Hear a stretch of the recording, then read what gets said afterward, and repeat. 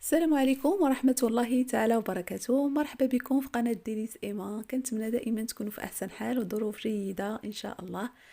في إطار تحضيرات حلويات العيد إن شاء الله نقدم معكم حلوة اللي تجي لذيذة لذيذة ورائعة بمعنى الكلمة. حلوة ديال زمان، ديال الأمهات ديالنا الله يطول لهم في عمرهم، أو للي ميتة الله يرحمهم أجمعين ان شاء الله. حلوة الخليط اللي معروفة عند الناس الشماليين، تحية لهم من هنا. حلوة اللي تجي جديدة في حقها، غير متى تكون تنخلطوا هذيك الرائحة تطلع زوينة، كذلك متى نكونوا مدخلين الفران واحد الرائحة ديال الطفولة ديال زمان. نتمنى هاد الحلوة تعجبكم، واكيد اكيد ان شاء الله غتعجبكم. حلوة الخليط يعني تكون مزيج من الفواكه الجافة او المكسرات، اي نوع عندكم في الدار متوفر تتخلطوهم تيجي ولداد. اذا يلا بلا ما نطول عليكم، شوفوا المكونات وطريقه التحضير. بالنسبه للمكونات البنات، هنايا عندي زبده. انا الزبده دائما تندير زبده من اصل حيواني. هنايا عندي انا الزبده فيها الماده الدهنيه اكثر من الحليب. تندير 250 غرام. هنايا عندي القرقاع او الجوز، عندي 120 غرام اللي حمرته شويه في المقله حيدت منه ليميديتي اللي فيه، وكذلك 120 غرام ديال اللوز حتى هو بقشرته وحيدت منه ليميديتي واحد المقيله، وكذلك حتى الزجلان درت نفس الطريقه ليهم. وهنايا الزبيب، كلشي عندي 120 غرام.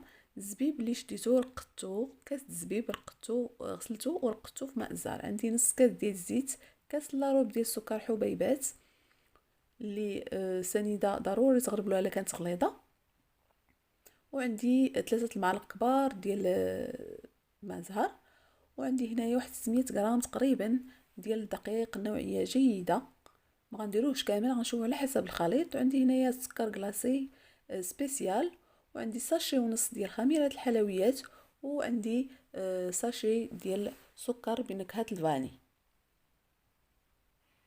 البنات من بعد ما طحنت يعني جميع المكونات، هرمشتهم كما تشوفوا معايا، اللوز، الكركاع، الزجلان، وايضا طحنت حتى الزبيب حتى هو طحنته. ضروري تطحنوا هاد المكونات تخليهم شويه مهرمشين باش من ناكلوا الحلوه تجينا ديك القرمشه.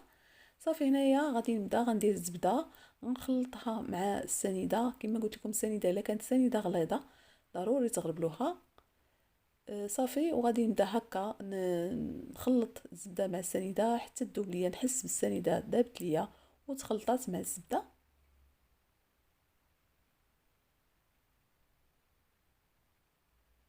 غادي نزيد الفاني، ساشي الفاني.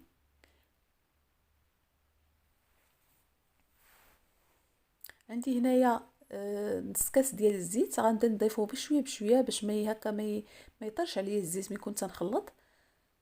تخلطو غير بشويه بشويه كما تشوفوا معايا. صافي ونحاول انني نرجعهم بحال شي بوماد، نخلطهم مزيان ونرجعهم بحال شي بوماد. ضروري الزيت يدخل ليا في الزبده مزيان ما يبقاش يبان. صافي هنا زدت 3 المعالق كبار ديال الماء الزهر،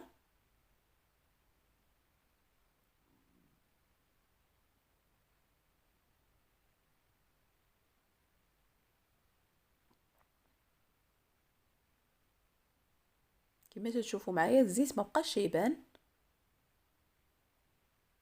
صافي غنبدا نزيد في المكسرات اللي عندي، الكركاع واللوز الجلان وكذلك الزبيب. ممكن ديروا كاوكاو، ممكن ديروا نواه كاجو، اي نوع عندكم ديال المكسرات، بيستاش، كلشي تيجي زوين. ولكن هادو هما صراحه 3 ديال المكسرات هما اللي معروفين عندنا وتيكونوا دائما عندنا في البيت.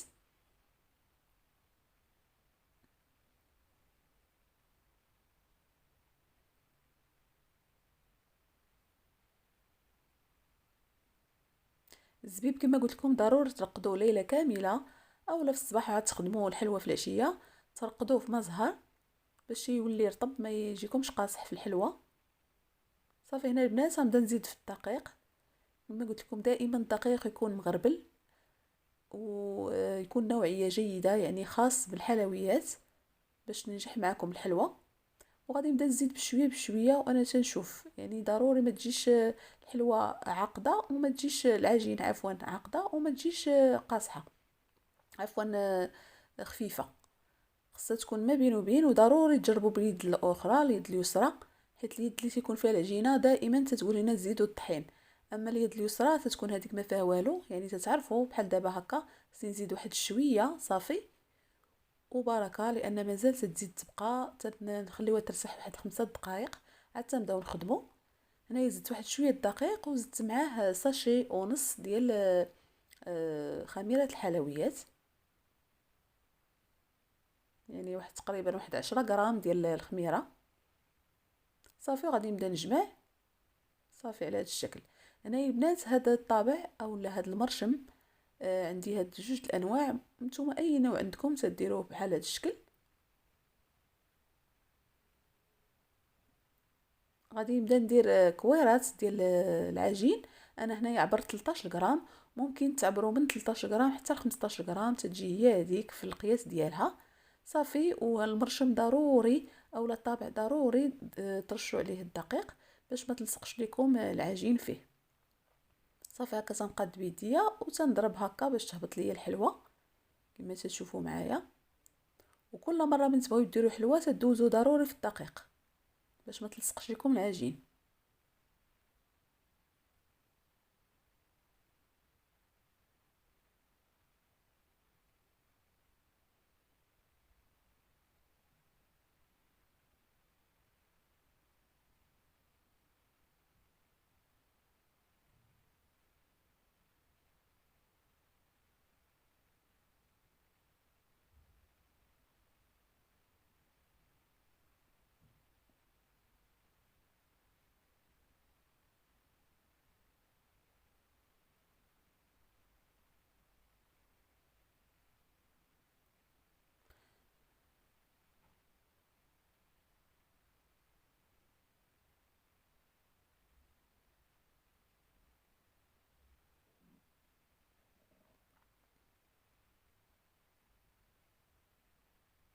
هنايا البنات من بعد لا عمرات لكم هذا المرشم عمر لكم بالعجين، ضروري تحيدوها بالكيردون باش تعطيكم الزواقه هي هذيك. الا بقى فيها العجين ما تخرج لكم زواقه مزيانه وغتلصق لكم العجين. ضروري تخويوها من العجين بالكيردون ولا باي حاجه عندكم صافي. وتستمروا بهذه الطريقه حتى تكملوا جميع العجين اللي عندكم كما تشوفوا معايا، وتبارك الله تخرج كميه معقوله صافي. هنا البنات انا شاعله الفران على درجه حراره 170 درجه حتى 180. غندخلها الفران. انا خديت باش نقول لكم الطريقه كيفاش طيبتها، درتها في الرف التحتاني. انا عندي فران ديال الضو، الرف التحتاني خليتها على 180. شفت ان التحت تحمل ليا صافي، طلعتها الرف الوسطاني ونقص عليها، رجعت الحراره 160. وكما تشوفوا معايا هذا هو الطياب ديالها اللي خرج الطياب ديالها رائع كما تشوفوا معايا.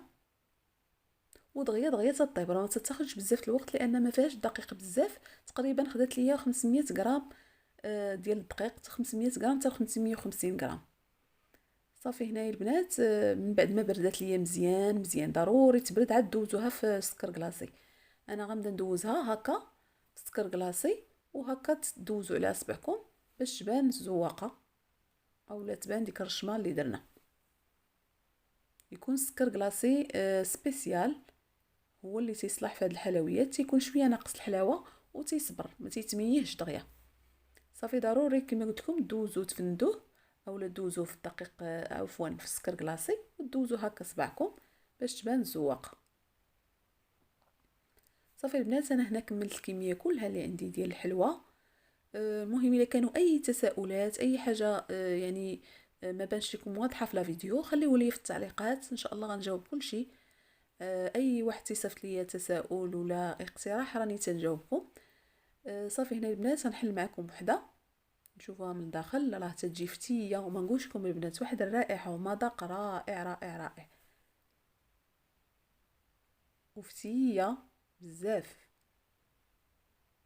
بالنسبه لطريقه الاحتفاظ بها البنات، انا اختار ناخذ بواط تتكون تتسد مزيان وغلفتها بابي الومنيوم وتندير طبقه وتنفرش فوق منها بابي كويسون ونعاود ندير طبقه اخرى ونفرش بابي كويسون حتى تنسالي البواطه كامله وتنسدها مزيان.